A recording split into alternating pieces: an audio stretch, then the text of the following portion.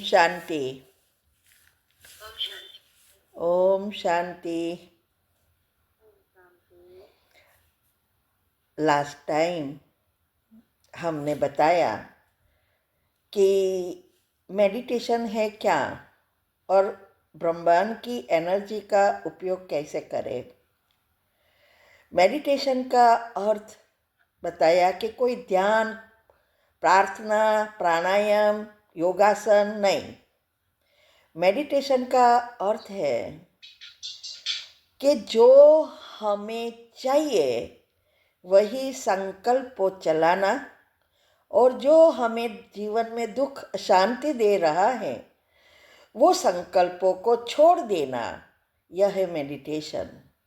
मन का पूरा रिमोट कंट्रोल हमारे हाथ में हो। और इसके लिए मैंने बताया कि ये 5 तत्व की स्थूल एनर्जी और आत्मा की सूक्ष्म एनर्जी, ये दोनों को जानना, समझना और उसका प्रैक्टिकल जीवन में उपयोग करना, यह है मेडिटेशन। और इसके लिए मैंने बताया कि ये जो एनर्जी है वो इस आँखों से दिखाई नहीं दे रही है। आत्मा इस आँखों से नहीं दिखाई दे रही है, उसका अनुभव किया जा सकता है। और उसके लिए ज्ञान का तीसरा नेत्र चाहिए, आत्मज्ञान। दुनिया में जो है शास्त्रों का ज्ञान, और अभी तक हम सब या दुनिया वाले समझते हैं जो शास्त्रों का ज्ञान सुनाते हैं वो ज्ञानी है और दूसरे अज्ञानी हैं। लेकिन गीता में क्लियरली कहा है कि मैं जप, तप, दान, पुण्य से नहीं मिलता, मैं मिलता हूँ सिर्फ ज्ञान से। और ज्ञान के लिए बताया है कोई शास्त्रों के ज्ञान से नहीं मिलता, लेकिन अर्जुन को कहा अपने आत्मिक स्मृति में स्थित हो जा, स्वधर्म में स्थित हो जा, मेरे शरण आ जा। इसके लिए चाहिए आत्मज्ञान। आत्मज्ञान से ही तीसरा नेत्र खुलता है, जिससे हर चीज जो है, जैसी है वैसी हम समझ सकते हैं। इसीलिए भगवान को पहचानने वाले कोटों में कोई और कोई में भी कोई विरला है। क्यों? क्योंकि भगवान सिर्फ बिंदी है। और जब तक हम हमारी आत्मिक स्मृति में स्थित नहीं होते, आत्मा का अनुभव नहीं करते, तब तक परमात्मा को वो जैसा है वैसा पहचान नहीं सकेंगे और कनेक्शन नहीं होगा। इसीलिए दुनिया में कहावत तो हर चीज की है, खुद को पहचानो तो खुदा को पहचानेंगे।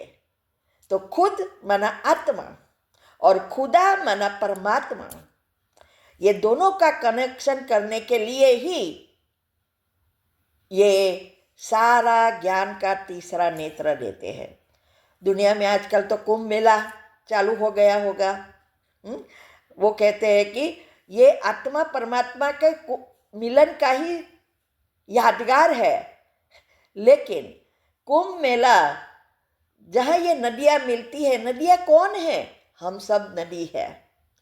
मुख्य है ब्रह्मा बाबा, दूसरा है गंगा माना मम्मा, और उसके साथ बहुत सारी नदियाँ जुड़ी है। तो वो कहते हैं कि वहाँ जहाँ संगम है वहाँ नहाने से सब पाप कर्म भस्म हो जाते हैं। लेकिन किसी के भी पाप कर्म भस्म नहीं होंगे। थोड़े दिन पहले ही मुरली में बताया कि पानी में नहाने से या कोई भी नदी के में नहाने से पाप कर्म भस्म नहीं होता। हमें ज्ञान गंगा में नहाना पड़ेगा और आत्मा को योग अग्नि में डालना पड़ेगा, तब हम आत्मा को कंचन बना सकेंगे। तो इसीलिए ये जो भी ज्ञान तीसरा नेत्र भगवान दे रहे हैं, उसको खोलने की विधि अलग अलग बताई है। हमने जो अपनाई वो हम आप सबको बता रहे हैं। इसीलिए जब आत्मज्ञान को अच्छी रीति सुनकर समझकर बुद्धि में ज्ञान को धारण करते हैं तो हम स्वरूप में आ जाते हैं। स्मृति हमारी आत्मिक नेचुरल बन जाती है, उसको बनाने की दूसरी कोई विधि है ही नहीं। तो ये पॉजिटिव विचारों से ही हमारा कनेक्शन होता है। इसीलिए मुरली में भी आ जाया ना कि हमारी जो ये अशरीरी स्थिति का अनुभव अर्थात हम सभी चीज़ों से डिटैच, कुछ चीज़ का भान ना हो, तो ये जो है वो हमारी सुषुप्ना नाड़ी खोलने की ही बात है। जब हम विचारों से मुक्त हो जाते हैं तभी हमारी सुषुप्ना नाड़ी एक्टिव होती है और तब हम परमात्मा से जुड़ सकते हैं, उसकी शक्ति प्राप्त कर सकते हैं। तो धीरे धीरे धीरे जब हमारे चक्र के लेयर्स बदलते हैं तब पॉजिटिविटी जितनी बढ़ती जाएगी उतनी हमारे दो विचारों के बीच एनर्जी की टकराव होती है, दोनों एक दूसरे को टच करती है, तब सुषुप्ना नाड़ी खुलती है। तो ये जो अंतर है सेंसेशन का, वो अंतर बढ़ता जाता है। आज कहते हैं ना कि दिन में हम करीब 75,000 या 60,000 संकल्पों की उत्पत्ति करते हैं, लेकिन काम के इसमें से कितने परसेंटेज है? ये साइंस ने ढूंढ निकाला कि कितने हम विचारों की उत्पत्ति करते हैं। यही आज हम आपको बताने जा रहे हैं। ये 4 अवस्था में सारी डिटेल आ जाएगी। तो ये जो है, जब हमारे दोनों संकल्पों से मुक्त होते वो तब होगा जब हमारे दो विचारों के बीच गैप बढ़ती जाएगी और तब सुषुप्ना नाड़ी से हम यूनिवर्स से जुड़ जाएंगे। ये सारी चीज़ें होती है। इसीलिए मैंने बताया रोज क्षमा करो, कुछ है या नहीं है, क्योंकि हमारे 84 जन्म का क्लियर करना है। दुनिया वाले का 63, हमारे भी पाप कर्म 63 से बने हैं, लेकिन ऊपर के सतयुग त्रेता में भी हमने ऐसे पाप हुए हैं, इसीलिए तो नीचे उतरे, आधी बैटरी खत्म हो गई। तो वो भी ब्राह्मणों के साथ के हिसाब किताब और प्रकृति के साथ के हिसाब किताब तो चुक तो करना ही होगा। तो इसके लिए रोज क्षमा मांगो और हर चीज का थैंक्स मानना है। जब हम थैंक्स करते हैं, अप्रिशिएट करते हैं, तो हमारे न्यूरो सेल्स, ब्रेन के सेल्स, जो सारे शरीर का और जीवन का और सभी चीज़ों का आधार है, वो न्यूरो सेल्स खुश हेल्दी बनते हैं। और वो जब खुश और हेल्दी बनते हैं तब हमारी सारी सिस्टम रिसेट, हम भी खुश और हेल्दी रहते हैं। इसको ही सच्चित आनंद स्वरूप कहते हैं। कि ये आनंद बाजार में मिलती नहीं है, पैसा से नहीं मिलेगी। पैसा से सिर्फ सुविधा और कंफर्ट मिलता है, लेकिन सच्चा आनंद, सच्ची सुख शांति इससे नहीं मिलेगी। इसीलिए हमने बताया कि हमें बार बार प्रयत्न करना है आत्मिक स्मृति में रहने का। और जैसे टीम द्वारा मैंने बताया, TEAM, टी माना थॉट्स विचार, ई माना इमोशंस भावना, ए माना एटीट्यूड वृत्ति विवेक, एम माना मेमोरी स्मृति। जितना जितना हम मुरली का मंथन करेंगे, आत्मज्ञान का चिंतन करेंगे, हम जितना परमात्मा का चिंतन करेंगे, इतना उतना धीरे धीरे धीरे हमारी विचारों के बदलने से भावनाएं बदलेगी, हमारी वृत्ति बदलेगी और स्मृतियाँ बदलेगी। वृत्ति बदलना माना ऊपर के जो नेगेटिव लेयर्स है वो निकलते जाएंगे, बुद्धि का पड़ खुलते जाएंगे, हमारा ओरिजिनल विवेक जागृत होगा और वो स्मृतियाँ बनती जाएगी बार बार करने से। और जब ये स्मृति बनती है तो विचारों की उत्पत्ति बदल जाती है। हम न चाहते भी आज नेगेटिव व्यर्थ चलते ही रहते हैं, उसकी जगह पॉजिटिव चलेंगे। ये है इसलिए कोई कहते हैं ना कि आप इतने प्रश्न के उत्तर देते हो फिर भी आपको क्यों असर नहीं होती, इसका कारण चक्र के लेयर्स बदल गए हैं। फुल स्टॉप माना फुल स्टॉप, जब जवाब देना है पढ़ा सुना दिया फिनिश। ये अवस्था बनेंगे तो ना हम किसी को दुख देंगे ना दुख लेंगे, हमेशा सुख देंगे और सुख लेंगे, ये अवस्था बनेगी।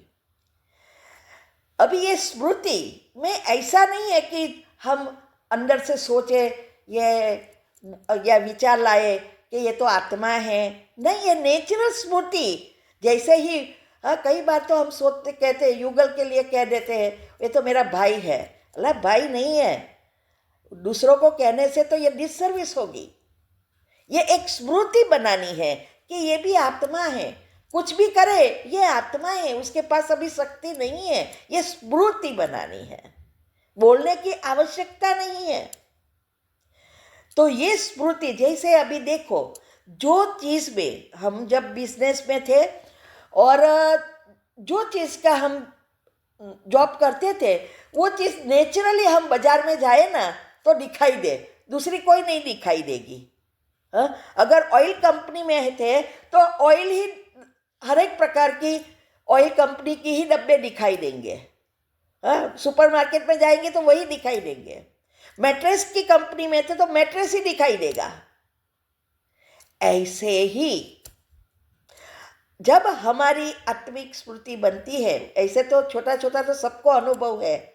अभी हम जैसे रास्ते में जा रहे हैं और कई जगह पे बाबा का ध्वज दिखाई दिया, तुरंत स्मृति आएगी ना, बोलेंगे कुछ नहीं, यहाँ बाबा का कोई बच्चा रहता है। कई सेंटर का बोर्ड आया या सेंटर के ऊपर आया, लगता है यहाँ सेंटर है बाबा का, तुरंत ही ये है स्मृति। तो ऐसे ही जब हम जितना सूक्ष्म में जाएंगे उतना कोई कुछ भी करे हमें स्मृति आएगी कि यह आत्मा है। जब हम आत्मा की स्मृति आएंगे हमारे अंदर तो उसके गुण दिखाई देंगे। अगर हम उसको पति या भाई या कुछ बॉस के रूप में देखेंगे तो उसके अवगुण दिखाई देगा। जो उसने किया वो सारी बातें याद आना शुरू हो जाएगी। इसीलिए बाबा कहते हैं स्मृति बनाओ कि वो सब हम आत्मा आत्मा भाई भाई है। आत्मिक स्मृति बनाने से आत्मा के गुण नेचुरल दिखाई देंगे। तो ऐसे तो ये हमारी जो सारी प्रोसेस बाबा बता रहा है उसमें यही है कि आप आत्मिक स्मृति बनाओ। और आत्मिक स्मृति बनाने के लिए बाबा सारी विद्या बता रहा है। तो हमें ये जो आत्मिक स्मृति बनाने से क्या होता है, कैसे घर की फ्रीक्वेंसी चेंज होती है और कैसे ये अवस्थाएं बनती है मन की, ये सारी बातें समझना, ये सारी डिटेल में हम जा रहे हैं। तो इसीलिए ये जो मन की 4 अवस्था है वो अगर हम समझे कि मन की 4 अवस्था कैसे काम करती है और कैसे